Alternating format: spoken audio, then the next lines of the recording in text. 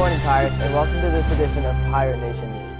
A lot of exciting things have been happening at the school, and we've been there to see them all happen. To kick things off with a bang, we've made a complete change to our program this year. The biggest change is that Pirate Nation News is now reaching a bigger audience. We're now broadcasting to the entire district. Also, for those of you who would like to tune in for lunch and birthday updates, they'll be scrolling at the bottom of your screen throughout the episode. The PSL Giving Garden has been a work in progress for almost a year now, and the garden is in full bloom. To take a better look at the advantages and successes of the garden, we had Hannah Moskowitz do some digging.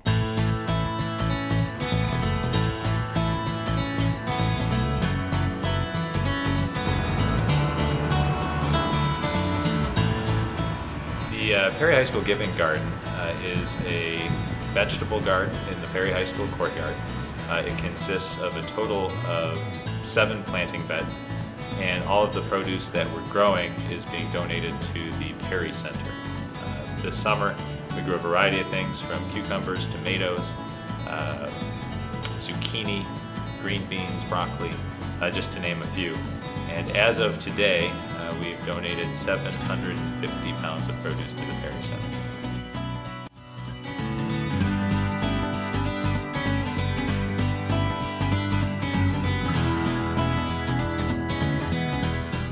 I've always grown up as a farmer or gardener.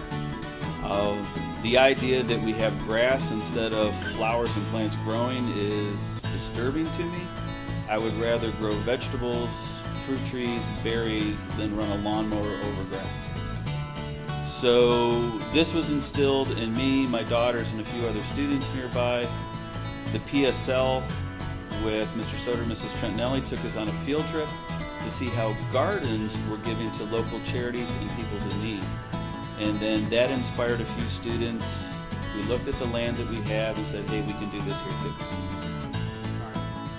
I am on Recycling Club, and Recycling Club kind of helped sponsor this or worked with Mr. Soder and his group. So when it came time to dig the plots and bring in the topsoil, I just enjoy working outside. I came in once a week in the summer and watered and weeded the gardens. And before we actually planted, I was moving topsoil and also helping to remove the sod from the gardens. We are always looking for volunteers to help out with the Giving Garden here at PSL, whether it's students from the Perry Service Learning Program or any number of clubs and organizations within the school which have been really elemental in helping us put the program together.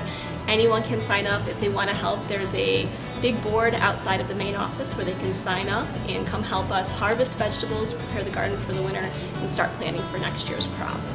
We plan on maintaining the garden with extensive student volunteers. So whether it's this fall wrapping up the harvest and prepping the garden by building soil for next year, or helping build some implements to help in the garden like rain barrels and compost bins, and then planning for next year's crop, what vegetables are needed by the Perry Center, where we're going to get the seeds and what we're going to get the plants from. So we've got quite a bit on our plate for the next year.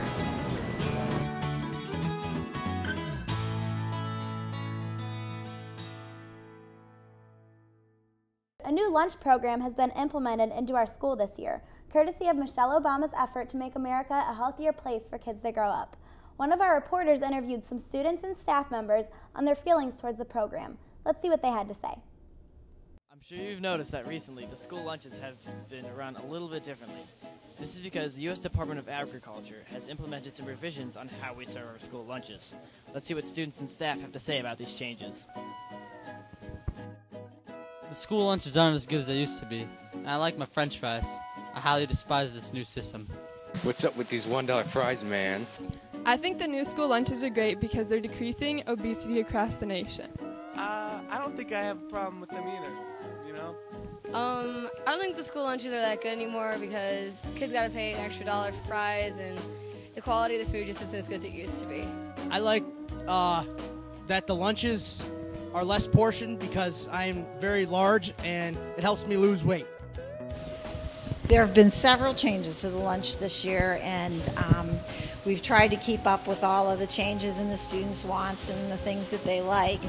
because the National School Lunch Program had not been reviewed for several years on what the requirements were, in addition to the reports on the increase in obesity, and then they also looked at the guidelines for Americans as far as what we should be eating and what we shouldn't be eating.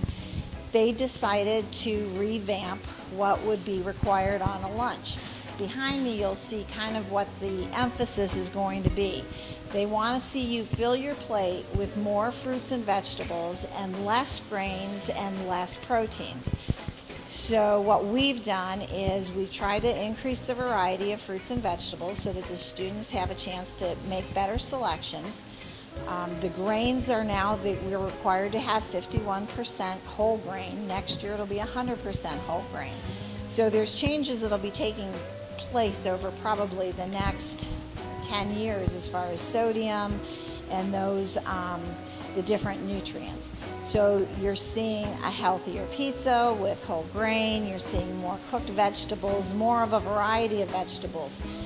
We're now required to serve legumes one day, dark green another, orange and red vegetables. So there's a lot of changes that have come with this year's lunches. To wrap things up before our weather and sports report, we welcome some new teachers to the Perry family who deserve some recognition. From right here in the high school and across the bridge to the elementary school, we took a look at where they were before Perry. I went to Ohio University for my undergrad, and I was majored in communications and business, and then I went to Robert Morris for my master's in education, which is right outside Pittsburgh. This will be my 5th year in the classroom. I've taught a lot of places. I taught at a school called Tendering Technology College, which is in England, in Frinton-on-the-Sea, England. I've taught at Southern Wake Academy in North Carolina. I've taught at Pennsylvania Leadership Charter School in Pennsylvania, and then I taught at Woodland Hills High School. I like to watch sports, hang out with family and friends. My wife and I, we have a daughter, Avery, so I kind of just play with her, and she's only 7 months old, so you know, that's where I spend most of my time now. So just kind of hang out with family and friends, watching sports. For its reputation, you know, everybody talks about it as being a high academic place, and it was a place where my wife and I feel comfortable raising our family, and it just kind of fit all of our needs. I love it. So far, I've seen a lot of different schools, and I think that's kind of given me a perspective on, you know, being able to know when you have something good, and Perry has a lot of good going on, and so from a teaching standpoint, I've seen some good, I've seen some bad, and I can really appreciate what Perry has and what it offers teachers and students. Family, my immediate family and my wife, her name's Amber, and I have a daughter named Avery. We have a dog named Odin. I have a younger brother who's 4 years younger than me. His name's Kyle. My mom and dad, they live in Granville, Ohio. My wife's family's from Kent, Ravenna. And that's kind of it. I like seeing kids achieve their goals and reaching their potential, and that kind of that fight and that battle and that work to get to there. So kind of the struggle along the way, but then being able to enjoy and see people reach their goals and achieve what they want to achieve. I chose the subject I was teaching because it's where I had the most background. My minor in college was a business, and I was a communications major, and I had some real world business experience working as a salesman and in mobile marketing. So I think it was what I was able, you know, the most background information I had and experiences was in business, so it was just natural for me to teach those. Well, I tell people this story all the time, but when I was teaching over in England, there's different words in the United States mean different or have different meanings in England, and so I was teaching an entrepreneurship class, and I was telling my kids we had a business meeting the next day. We were meeting with a business, and I told them to how to dress, and I told my guys that they needed to wear suits, and I told the girls that they needed to wear blue shirts and black pants, dress business professional, and I thought nothing of it, but in England, trousers are what we call pants, and pants are what they call underwear. So I accidentally was telling my students that they needed to wear blue shirts and black underwear, and I had no idea. The kids were rolling on the ground laughing, my face turned red, and I was extremely embarrassed. And it taught me quick that just because we both speak English doesn't mean that one word that I think means something, it could mean something completely different to them. So, yeah, very embarrassing. All right, thank you. I went to college at Ashland University for my undergraduate, and then Concordia University of Chicago for my master's degree in teaching and instruction, curriculum and instruction, and teacher leadership. I taught, actually, before I came to Perry, I taught in Euclid at a small Catholic school for 4 years, and before that I taught in a Cleveland private school. Well, I have 2 young boys. One is a freshman in high school and one is in 4th grade, and they both play soccer. And my oldest also runs cross country, so we are very busy with that. I love Perry. I was very excited to have the opportunity to teach here when it came up, and I love it. The kids are great. I love science, and math goes right along with it because it's everywhere, and who doesn't like a good science experiment? It's different every day. Although that can also be the challenge, but it's a good challenge. Before we sign off for the day, let's shoot over to Kayla Koss for the weather and Emily Westfall for the sports. Thank you, Kendra. I'll be bringing you your weather forecast throughout the year. Here's your 7-day Pirates. Next week seems to be looking a little chilly. Your weekend might start off a little rough with a chance of rain on Saturday, but take a turn for the better with sunshine and temperatures in the high 60s and 70s throughout the rest of the week. Friday skies look clear for the big homecoming game. Thanks, Kayla. Good morning, Pirates. The sports report for this year will be a weekly segment highlighting anything and everything athletic here at Perry.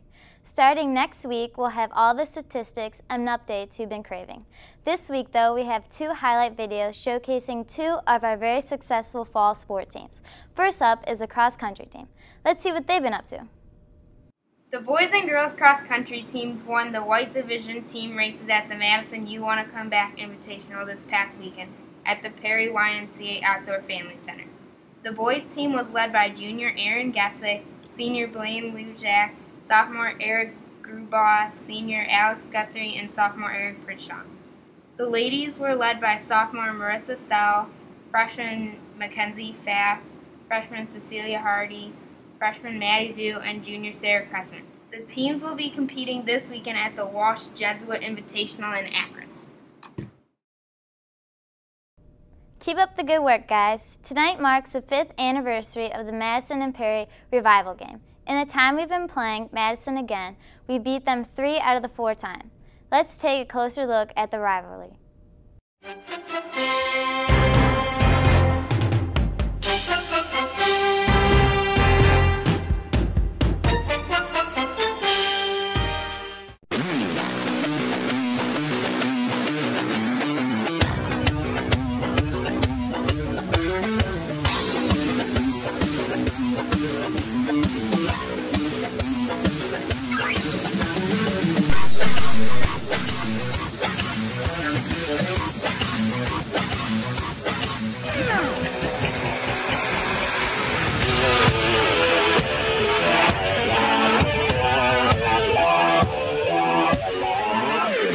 It's time for the brown jug. We have to get the brown jug back. We've been playing for over 50 years. I'm a little upset that we didn't have the jug for a year. So obviously this year we gotta do what we gotta do. And the Perry Pirates are gonna go back and get the jug. Be there.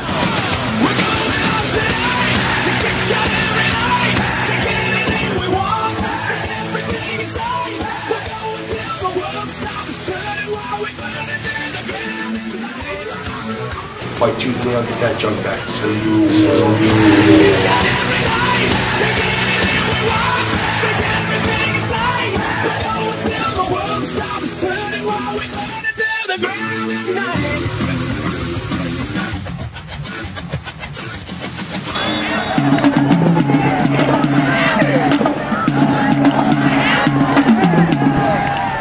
Make sure you come out to support our boys tonight at Madison at 7 o'clock. And good luck to all our other teams over the next week.